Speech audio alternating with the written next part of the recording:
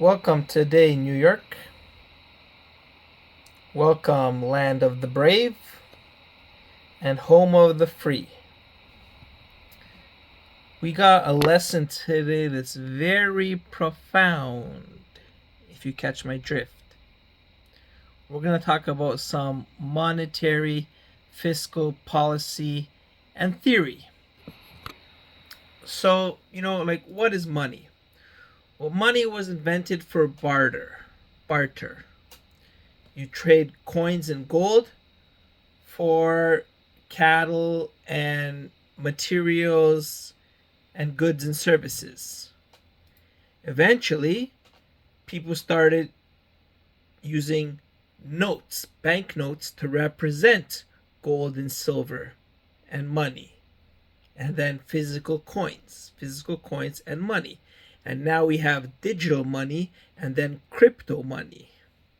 So money evolves, but it's still used to represent something that can be exchanged for another good, service, raw material of equal value if you're not being scammed. And the rule of money in a general large population goes with supply and demand. So there has to be a balance between how much people demand something and how much supply there is. And then you have the labor force. People should be paid for what they contribute to the workforce, as well as social security nets, which we're going to talk about.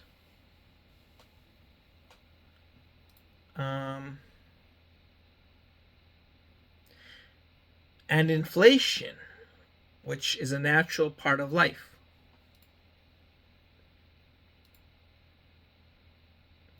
Then you got institutions such as banks, which hold the money or print the money and lend money and trade money. And the financial world, which just focuses on how money, interest, debt, investments are all handled, and for the clients, for companies, for institutional investors, for public government organizations, anybody that really needs to invest, and anybody can invest. Kika.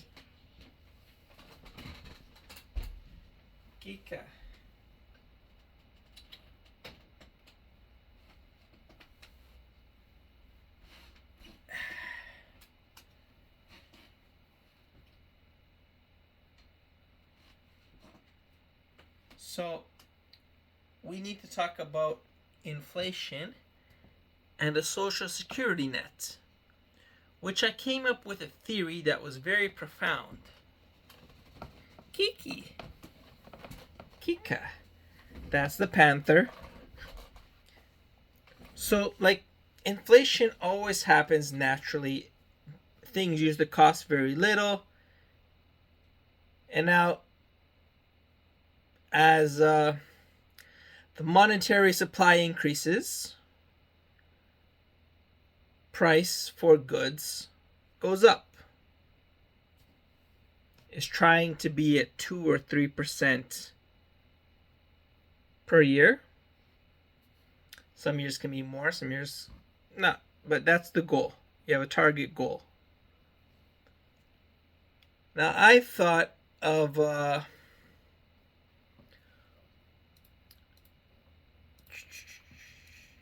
so I did this theory based on the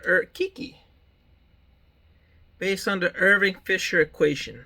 I was playing around with this nice little formula, which says M times V equals P times T.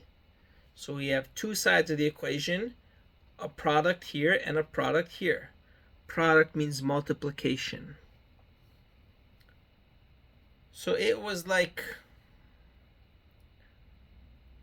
money supply, total money, times velocity of the money, how quickly money changes, so the total supply multiplied by how quickly the money changes, that's a big number. Because money changes quickly, and total supply, that's also a big number. That's a total supply. And on the other side of the equation, we have prices. Okay, maybe that's not a big part of the equation. Multiplied by volume of transactions. So that's huge. That's total transactions. So the total transactions times the prices. So all the prices times the total transactions, it comes down to some sort of price. And it equals the whole money supply times the speed that the money is changing. So I thought, how does this tie into inflation? Well, we have prices in the equation. We have volume of transactions. We have velocity, and we have money supply. So we have money supply and we have prices both in the equation. So I was thinking, if the prices were to not increase a lot, and the total money supply, I didn't write it down. I should have wrote it down better, but I did it in Excel. What I'm saying is, what's changing here? Changing is,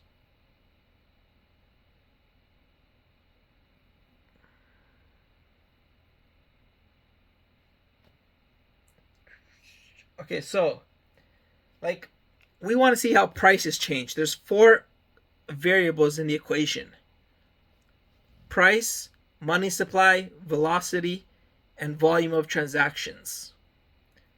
So we want to see how prices change. So prices are multiplied by volume of transactions. So volume of transactions, that should remain pretty basic. So that remains, it's just how much transactions there are. Say that it remains constant. Now the price changes. So prices go up, which means this whole side of the equation goes up, if money supply times velocity goes up as well. So money supply. Now here's the universal basic income. We just print more money and we give everybody that money, distributed equally, or more for those who need it more than those who need it less. So the money supply goes up. So money supply goes up, velocity times velocity. Prices go up times volume of transactions.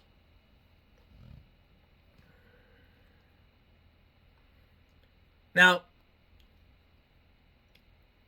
if volume of transactions goes up, then that side of the equation, the prices must come down because it's a multiplication. So if you have 2 things multiplying, if one side goes up, the other has to go down to be equal. It's like this. You can't have both of them go up because then the number will be greater. So for the answer of the product to be equal, if one term goes up, one variable goes up, the other variable has to go down. So if prices go up and volume of transactions goes down, we have the same. But if volume of transactions starts going up, prices can come down and we have the same product. So money supply increases and velocity either stays the same or increases. Same monies, but money supply for sure is increasing because we are printing money and distributing it, universal basic income. So that side of the equation goes up for sure. Now, we can just have prices go up, or can we also get volume of transactions to go up? Which means more people are buying things, which means we have a more robust economy.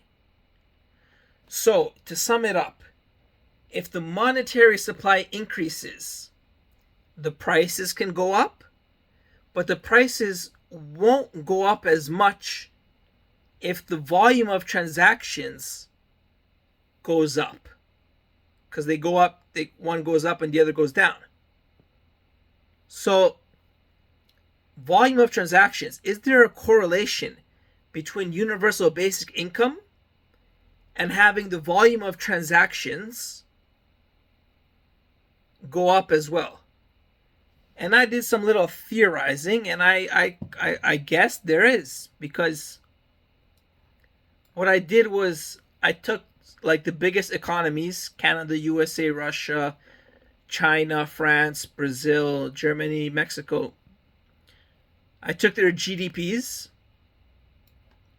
took the median income, and I proposed a GDP increase by printing more money, percentage GDP increase. Now we have how much more money is in the economy. And then I theorized if velocity remains the same, how quickly money is changed remains the same. So the left side of the equation goes up because there's more money in the economy, GDP increase. And now the right side of the equation, how much does price go up versus how much does volume of transaction go up? And that will determine how much the price goes up, how much inflation there is. So what we need is to understand how much printing money, increasing the monetary supply, will result in prices going up versus volume of transactions, which kind of reflects a healthy economy, because you have more transactions, more people doing trade. More people can afford to do trade, pay for rent, pay for food, pay tax, and you have more trade happening, which will keep prices down. Volume of transactions. Total transactions happen, prices don't go up as much. There's not as much inflation. But that only works if you print enough money. See what I'm saying? So I made this little chart. It looks like this. When you start printing money, you're helping those in need, but the volume of transactions is not going up enough, and the prices are being inflated because you're not printing enough to stimulate people start trading more. What you're actually doing is just creating more inflation. And also, if you print too much money, if you give everybody $1 million, everyone's going to want to buy stuff, but there's going to be so much inflation. So the prices are going to increase again. But if you find a sweet spot, the graph is a bell curve. It's a bell curve. So if you find a sweet spot where you print enough money that people have enough to stimulate the economy more and drive trade, but not too much that there will be oversupply of money and prices will increase. There will be too much inflation. Profound.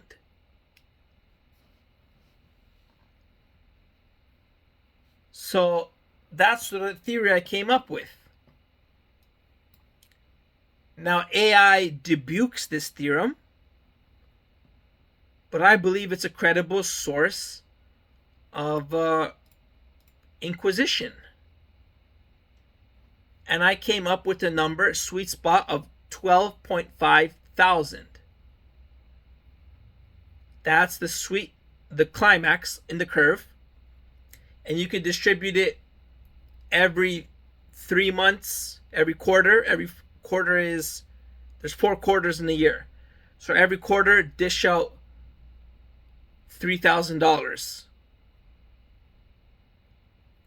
And if you dish out $3,000 and you can distribute it between high schoolers, students, working class, seniors, and disabled, change it by those categories.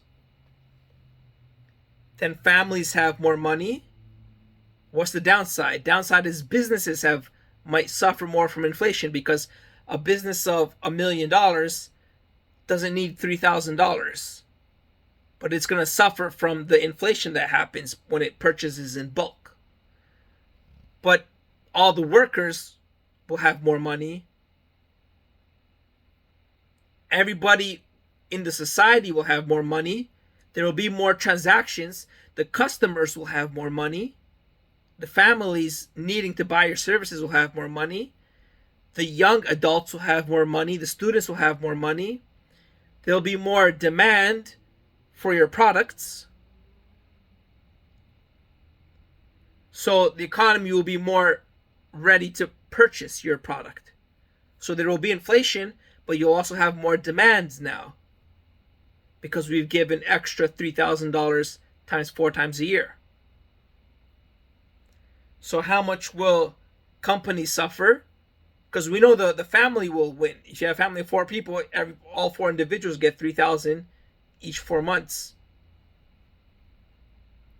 So the family benefits, but will businesses and corporations benefit as well? There'll be inflation. But what's a sweet spot of how much inflation there'll be versus who it's going to help? And I kind of came up with a number like 100 grand is the key point. If you're making over 100 grand, then you won't really benefit from $3,000. But if you're making less than 100 grand, then the inflation won't affect you as much as you getting an extra $12,000. So if you're making less than 100 grand, you will benefit, which is kind of like a universal basic income, a social security net.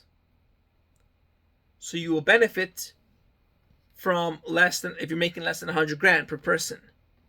And if you're making more than 100 grand, it won't really affect you anyways, because it's only like $12,000, and inflation will offset that. And how much will inflation be? I calculated it to be around 7% at its maximum the first year you start printing money, and then it gradually goes down to 4%. This is all my theoretical data.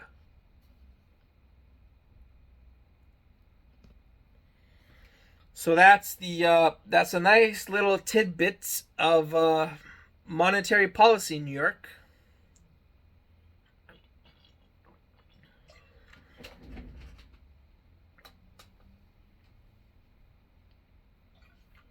Pass it on to Congress, pass it on to the liberals, pass it on to the Democrats, pass it on to the conservatives.